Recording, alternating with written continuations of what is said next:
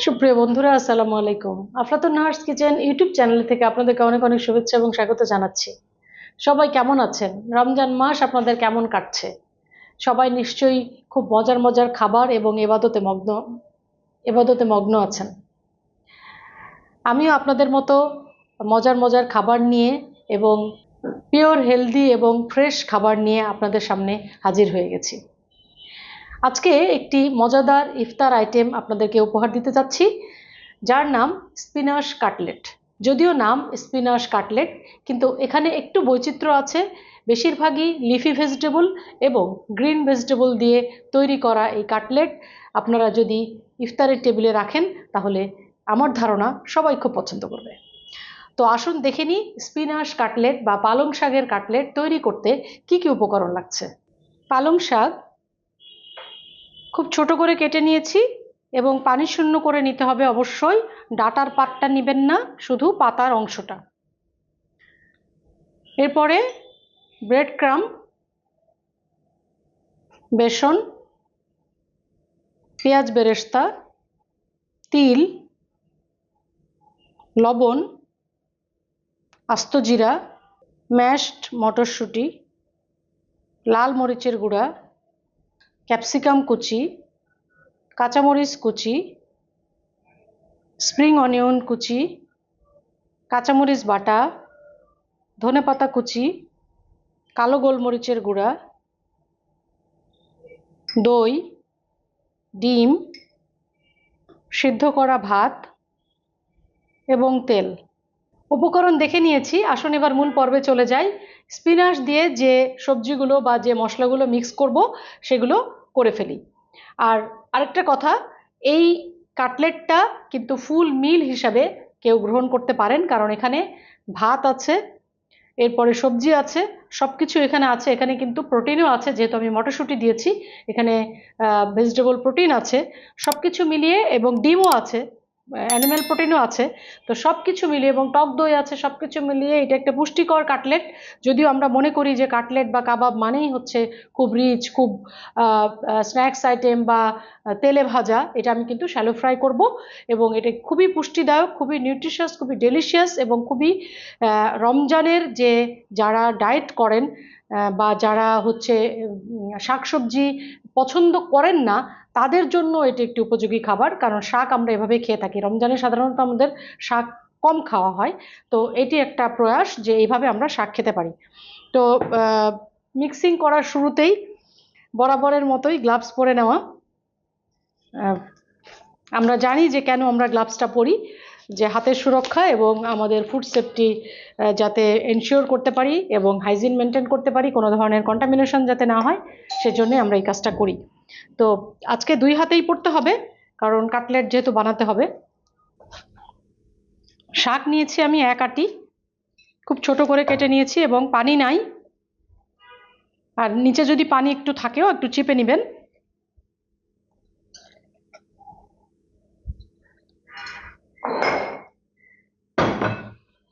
এরপরে spring onion, কাঁচামরিচ কুচি, এখানে 3-4টা আমি দিব। ঝালটা যার যার পছন্দ মতো, যেহেতু লাল মরিচের গুঁড়াও যাবে, আবার ব্ল্যাক পেপার পাউডারও যাবে, সুতরাং ঝালটা যার যার পছন্দ মতো আপনারা দিবেন। এরপরে এখানে ক্যাপসিকাম আছে একটা মিডিয়াম সাইজের ক্যাপসিকাম। এরপরে কাঁচামরিচ বাটাও আছে, হাফ টিস্পুন দিব। এটা একটু ঝাল ঝাল কিন্তু অনেক মজাদার। লাল মরিচের গুঁড়াও হাফ টিস্পুন। আর এখানে আস্ত যে জিরাটা আমি দিচ্ছি 1 টিস্পুন আর হাফ, মানে 1.5 দিয়ে দিচ্ছি। এটা যখন প্রত্যেকটা বাইটে এই জিরাটা পড়ে তখন খুব বেশি একটা টেস্ট আসে এবং ফ্লেভারফুল একটা খাবার হিসেবে আমরা আসলে এটাকে মনে করতে পারি। এরপরে ধনেপাতা কুচি 1 টিস্পুন, গোলমরিচ গুঁড়া সামান্য পিঞ্চ, এরপরে টক দই, এটাও কিন্তু পানি শূন্য করে নেওয়া। টক দইটাকে কাপড়ে বেঁধে বা কোনো ছাঁকনির মধ্যে আপনারা রেখে দিবেন 1 ঘন্টা বা 1.5 ঘন্টা, তাহলে একদম পানি শূন্য হয়ে যাবে। এখানে 2 টেবিল স্পুন আমি দিয়ে দিচ্ছি। এরপরে ডিম, একটা ডিম, আর কিছু পেঁয়াজ বেরেস্তা। পেঁয়াজ বেরেস্তা দেওয়ার কারণ হচ্ছে এই যে পেঁয়াজ বেরেস্তার যে ক্রাঞ্চি একটা মুচমুচে একটা শব্দ, এই শব্দ শুধু শব্দ আকারেই থাকবে না, খাওয়ার সময় কিন্তু ক্রাঞ্চি ক্রিস্পি হবে সেই জন্য। এখন আমরা পুরোটা মাখিয়ে নিব। আপনারা ভাবতে পারেন যে ব্রেড ক্রাম বা তিল এটা দিয়ে আমি কি করব, এটা দিয়ে আসলে গড়াবো। এখন এখানে মাখানোর পরে বেসন দিব। বেসনটা বুঝে দিতে হবে যে কতটুক আমার কনসিস্টেন্সি লাগবে, যে বাইন্ডিংয়ের জন্য আমার কতটুক লাগবে সেটা আমি বুঝে নিব। সবগুলো উপকরণ দিয়ে আমি মাখিয়ে নিয়েছি। এখন বেসন দিয়ে দিব। প্রথমে 2 টেবিল স্পুন দিচ্ছি।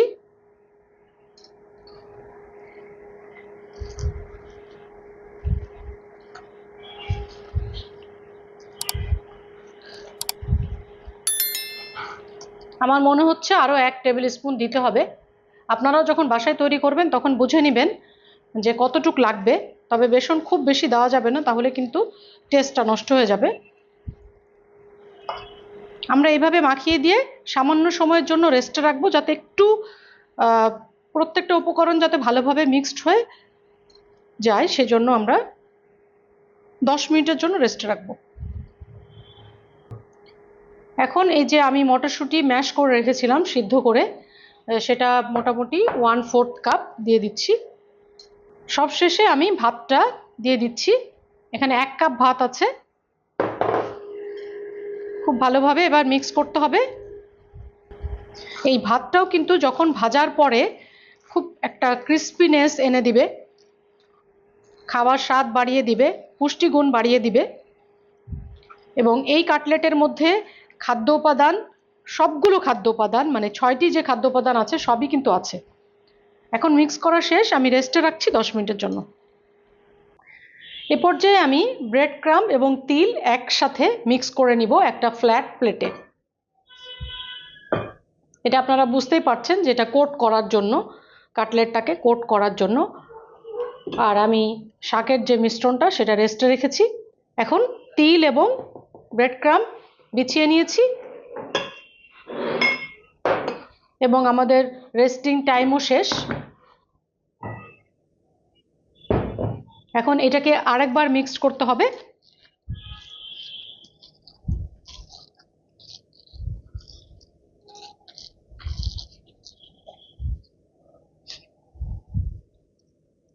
হাতে অবশ্যই একটু তেল লাগিয়ে নিতে হবে। যখনই আমরা কাবাব বা কাটলেট বা বল বা এই ধরনের আইটেমগুলো করব, তখন হাতে একটু তেল লাগিয়ে নিব, তাহলে হাতটা মসৃণ থাকবে এবং কাবাবগুলো বা কাটলেটগুলো খুব সুন্দরভাবে তৈরি হয়ে যাবে।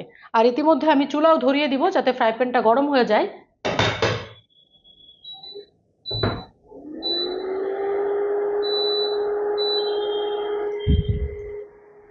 আপনারা যে কোনো শেপে দিতে পারেন, আমি আজকে গোল শেপেই দিব।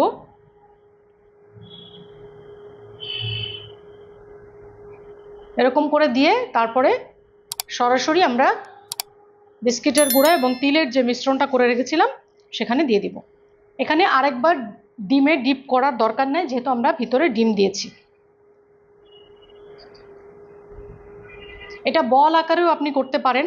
এটা বল আকারে করে যদি একটু গ্রেভি করেও কারি আকারে করতে চান সেটাও সম্ভব। রমজানে এটা যদি মিক্সড করে আমরা রেখে দিই, আগের দিনও যদি রেখে দিয়ে কাভার করে চিলারে রাখি, তাহলে ইফতারের শুরুতে আমরা গরম গরম ভেজে পরিবেশন করতে পারবো। যারা আমরা সবজি বড়া খেতে পছন্দ করি, তারা এভাবে যদি সবজি দিয়ে, বিভিন্ন ধরনের সবুজ শাকসবজি দিয়ে আমরা এই ধরনের কাটলেট বা বল বা কাবাব যেটাই বলেন করতে পারি, তাহলে কিন্তু অনেক মজা হবে। এখানে যদি কাবাব আপনারা করতে চান এটাকে, তাহলে একটু কাবাব মশলা বা একটু চাট মশলা বা একটু গরম মশলা দিলেই এটা কাবাব হয়ে যাবে।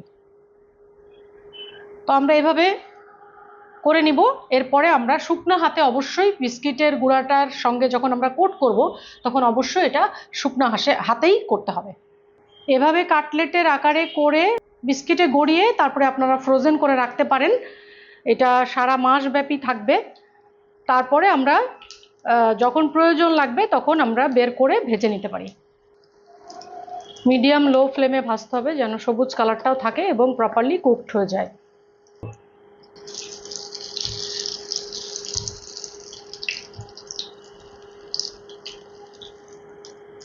আপনারা দেখতে পাচ্ছেন যে উপরে তিলগুলো কিন্তু ভেসে উঠেছে। এটাই এই কাটলেটের বৈশিষ্ট্য, যে তিল এবং বিস্কিটের গুঁড়া যখন একসাথে মিক্স করা হয় তখন কিন্তু তিলটা উপরে ভেসে উঠে এবং খুব সুন্দর লাগে দেখতে, এবং ক্রাঞ্চি একটা খাবার এটা, ক্রাঞ্চি কাটলেট। পুরোপুরি সবজি দিয়ে তৈরি। যারা ভেজিটেরিয়ান আছেন তাদের জন্য এটা একটা উপযোগী খাবার, যদি ডিমটা অমিট করেন সেক্ষেত্রে। সেখানে ডিমের পরিবর্তে কিছুটা কর্নফ্লাওয়ার বা আর একটু বেসন অ্যাড করে দিলেই হবে।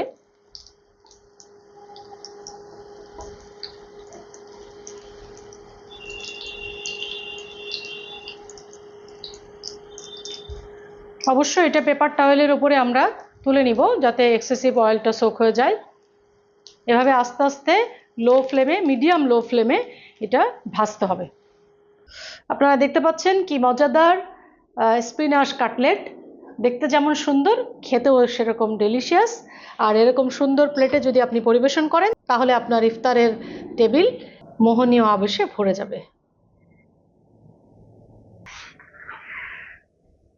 রমজান স্পেশাল পর্বের আজকের রেসিপি স্পিনাচ কাটলেট।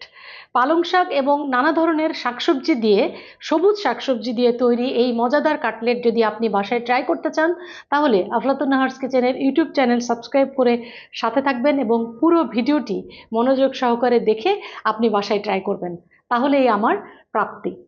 আপনাদের কমেন্টের অপেক্ষায় থাকি আমি সবসময়, এবং আপনারা যখন ভালো ভালো কমেন্ট দেন তখন এই কমেন্ট আমাকে অনেক বেশি পজিটিভ এনার্জি দেয়, আমাকে ইন্সপিরেশন দেয়। আপনাদের সবার জন্য শুভকামনা। চ্যানেলটি সাবস্ক্রাইব করে সাথে থাকবেন এবং লাইক, কমেন্ট, শেয়ার দিতেও ভুলবেন না। রমজান মাস খুব ভালো কাটুক, আমার জন্য দোয়া করবেন। স্টে ব্লেসড, ইট হেলদি।